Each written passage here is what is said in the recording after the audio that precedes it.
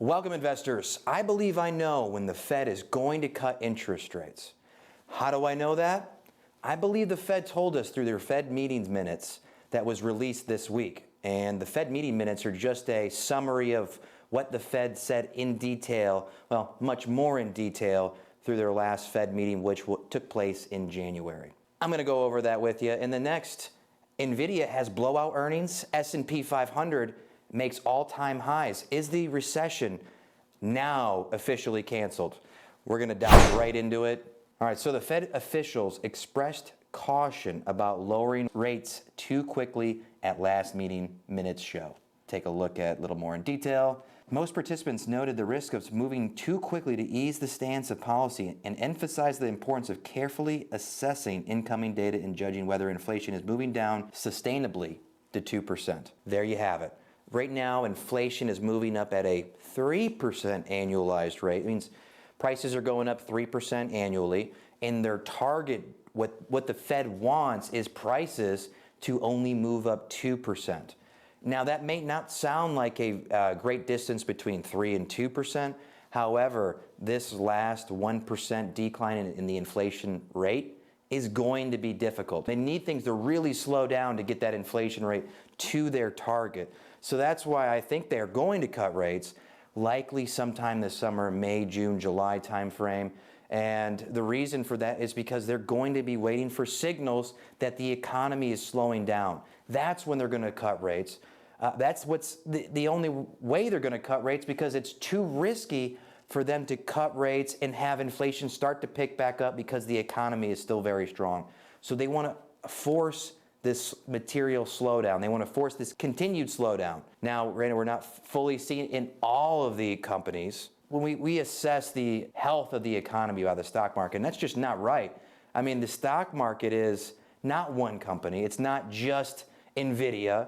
It's made up of thousands of companies. Those are publicly traded companies. So those are some of the biggest companies in the world in the United States. They are in a different place than your mom and pop shops, your small businesses, which make up the majority of businesses in the United States. So the first to be hurt by the tight monetary policy, by higher interest rates, by unaccessibility to capital is the smaller businesses. We deal with hundreds of small businesses. My partners deal with hundreds of small businesses, thousands of small businesses, our team. So we are connected with a lot of small business information, and we are lucky to have such a role in the community. And what we hear is, and this could be anecdotal from our end, but we have clients all over the U.S., so we get a little bit of knowledge from all across the U.S., and then we can obtain information from European countries via the news, via their business earning reports in the country, so such as UK, which just went into recession. Japan, we can find out what's going on. They just went into recession.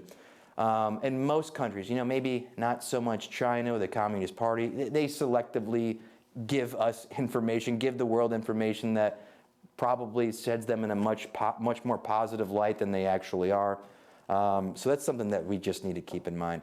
All right, let's shift gears. So let's play devil's advocate. I get pushback right now, or we're getting pushback right now with NVIDIA making all-time high, or blowout earnings report, S&P 500 making all-time highs.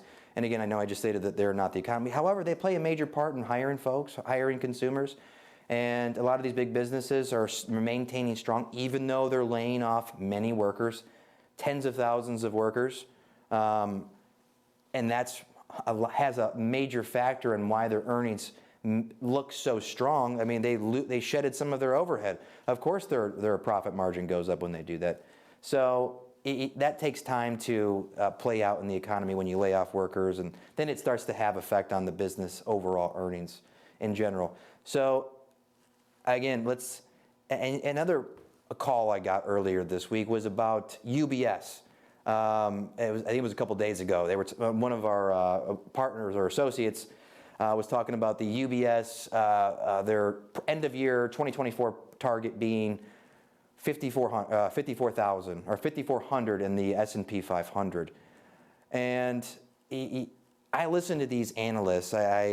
You look at what their end of year, their quarterly targets are, and you got to take it with a grain of salt, because here's the truth. I've been doing this a long time and looking at reviewing what the analysts, what their price predictions are, and they're usually never right. So just because they're giving us a price target of 5,400 doesn't mean everything's good, doesn't mean that's going to come to fruition. Here's a quick example. Let's take a look at this article published November 8th, 2022. UBS targets 3,900 for the S&P 500 at the end of 2023. Well, let's take a look what happened. All right, and it looks like the S&P finished at 4,769.83. So only 22% off, no big deal. I don't want to pick just on UBS, so let's take a look at some other ones for 2023. This is December 4th, 2022. Barclays, 3,675. Morgan Stanley, 3,900. Bank of America, 4,000. RBC, 4,100. JP Morgan, 4,200. BMO, 4,300.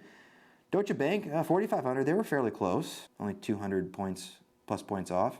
So these analysts honestly do not have a great track record of being accurate with their price predictions. So that's something that we need to, again, we can listen to them, right? They have great information, they have great data.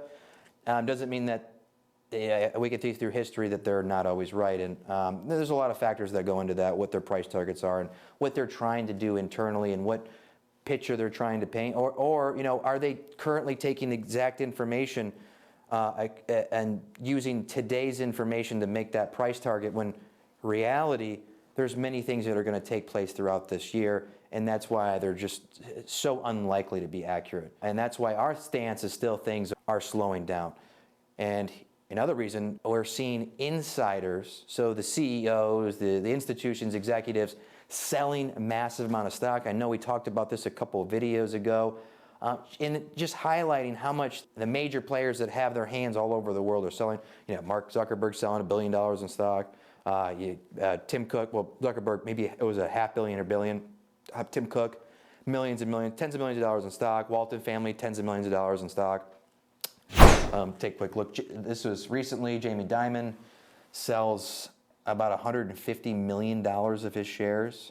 Then you have Jeff Bezos, unloads about $2.4 billion in Amazon stock, bringing recent sales to 50 million shares. He sold $1 billion last year. So these insiders who have access to, let's be real, they have more access to information than we do. They really do. They have information all across the world.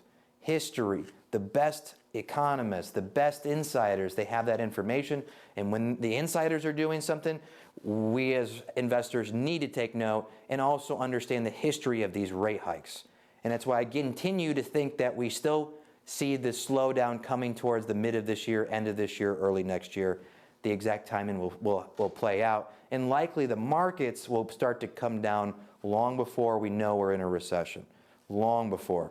Look at 08, 09. The markets topped November 2007. And then the government didn't announce the recession all the way until 2009, beginning of 2009, and then the actual recession ended 3 months later after they announced it. So you're in a recession basically for over a year before the government even told us we're in a recession or acknowledged it. Everyone knew that we were in a recession. It was just waiting for the government to acknowledge that. And likely we'll see that history repeat itself because it generally always does. And why am I confident on the slowdown, or that we're not out of the water yet and it's too early to ring the bell of success? The Fed even acknowledges this. They're not sure. It's definitely a possibility that we go into recession. He'd love to see a soft landing, but doesn't make it so. I think it's going to be extremely difficult for them to get a soft landing. Last thing that I want to touch with you guys with is, again, understanding this time frame. We are month 23 since the Fed starting raising interest rates. Month 23. They started raising interest rates, was it mid-March 2022. And this is what we need to understand. This is why we can't ring the bell just yet. So this is an article about long and variable lags. Let me explain this to you. It takes some time for monetary policy actions, hiking interest rates, to affect the macroeconomy, the so-called lag effect. The lag is not only long, but is also variable. That is, the time between cause and effect can differ from episode to episode in a way that is difficult to predict. According to Milton Duper, found that the lag between monetary policy action and the economy effect ranged between 4 and 29 months. 4 and 29 months, we're at month 23. That's just the history is somewhere between 4 and 29 months. The government pumped an unbelievable amount of money the last couple of years. It's gonna take time to come out and for us to really feel the ramifications. So we're not at the end of this cycle yet, folks. Be patient. We'll keep you informed. We'll stay up to date, and we'll talk about how we can make some money likely through this difficult phase of economic cycle that we're going to go through. Expertise you deserve, experience you can count on.